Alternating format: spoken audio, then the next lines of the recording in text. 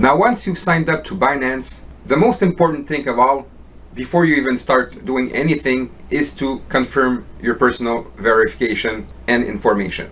So you will be requested to go in identification. It will bring you to this page. From there, you will need to submit your basic information and get verified. And then you will be prompted to provide government identification and facial verification. Once you've completed those steps, you can move on to the next part of the training. I don't think that you need to withdraw $200,000 daily, so you don't need the advanced verification. All you need is the basic and the intermediate.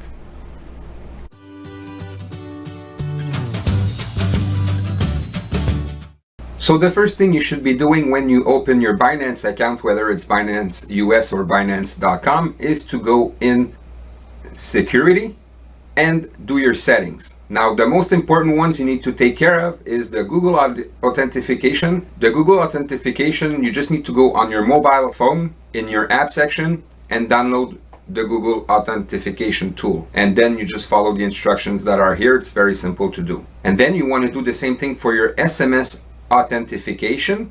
So basically, you're going to have a code that goes to your Binance, to your phone. So this will add an extra layer of security. As for the email address, especially if you're going to be using money wires or electronic wires or bank transfers, call it what you want, I would suggest you use the same email that you use with your bank. And last but not least is the anti-phishing code. So this will add an extra layer of protection within your email messages. So every time that Binance will send you an email message, you will see your anti-phishing code on it. So this will allow you to identify that this is truly a Binance email and not some phishing fake email you're getting. So that adds another layer of security. So once you've added your Google authentication, your SMS authentication, and your anti-phishing code, and made sure that your email address matches your bank email, then you're ready to start buying crypto.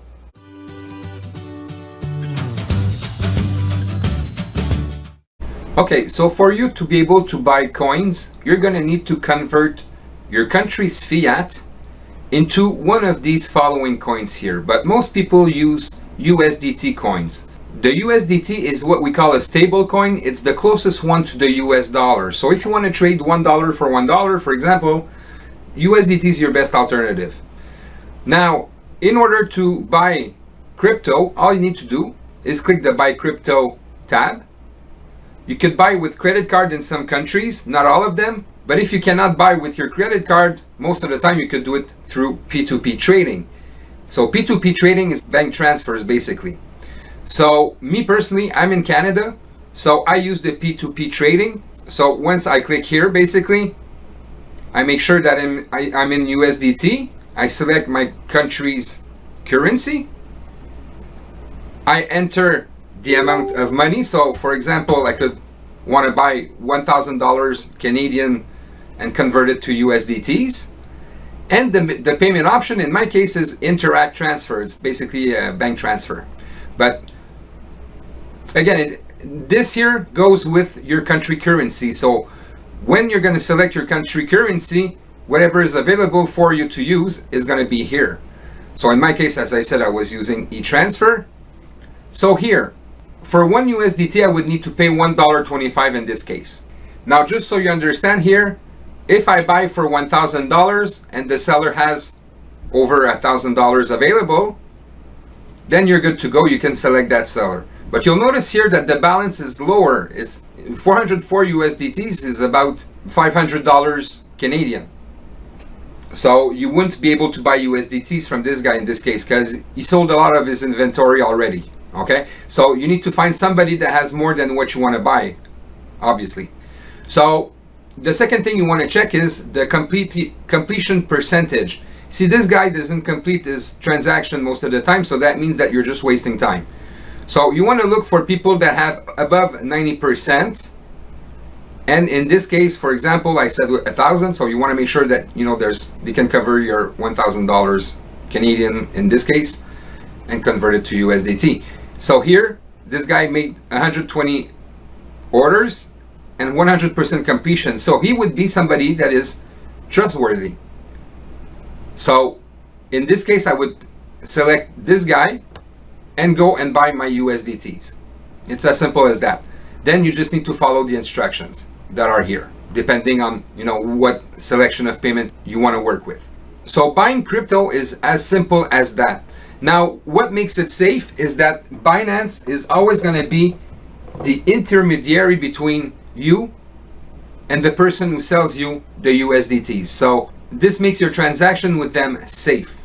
You will never get scammed or lose money if you follow the proper instructions and do what I just showed you. Now again, the payment method could be different from one country to the other. The banks are different from one country to the other.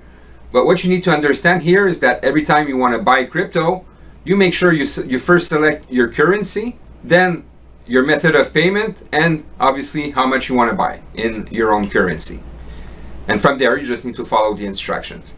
So it's as simple as that to buy crypto.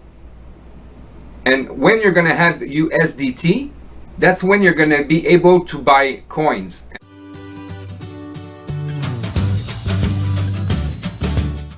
Now I just wanted to show you how easy it is to buy coins when you have USDTs. So all you need to do is go in Markets, then click Fiat Markets, select USDT, and from there you have your coins that you could buy. There's a ton of them. I think there's more than 400 of them that you could buy. Okay, so later during this training, I'm going to show you how to spot good opportunities. But for now, I just want to show you how easy it is to purchase some coins. So let's say, for example, I want to buy Bitcoin. I just need to click on this. It's going to open the price chart. And here, I can buy. Now, you can buy with a limit, or you could buy at market price. Me personally, I always buy at market price. So let's say I would want to buy some Bitcoin right now.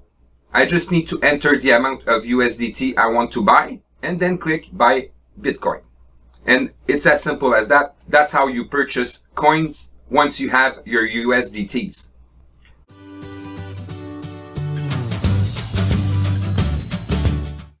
Although Binance is quite safe to store your coins, it's always preferable to remove your coins from the Binance exchange site and put them on a hardware ledger. So the one that I use is Ledger Nano X because this is not hosted on any website. It's basically a key that holds your information. So like that, nobody can hack you, right? So the one that I use is Nano X, but I also use Trezor. Now Trezor is a little bit more expensive. So if you want something reliable and that doesn't cost too much, I suggest you go with the Nano X Ledger. If you have the budget to buy Trezor, then buy the Trezor one. But what's important here is that you store your coins on a hardware ledger or hardware wallet, call it what you want. Like that, you're sure that nobody's going to be able to steal your coins from you. And I'm going to make you an example. Let's say you buy, I don't know, Ethereum for $2,000 or $4,000 whenever you buy it. And from that point, it skyrockets to $40,000. So your one coin would be worth $40,000. Now, it would be really a shame that you get that coin stolen for XYZ reason, right? So to play it safe, you always want to store your most valuable coins on a hardware ledger. Like that, nobody can steal them from you. Obviously, this is not something that's necessary. You could always leave your coins in Binance, but there's always a risk that Binance gets hacked one day, and it would be really a shame that you lose your coin over this. And especially, if ever there were to be a hack, it's going to be when coins are going to be at their highest, right? So to play it safe, I really recommend that you use a hardware ledger like Nano X or like Trezor. Please move on to the next part of the training.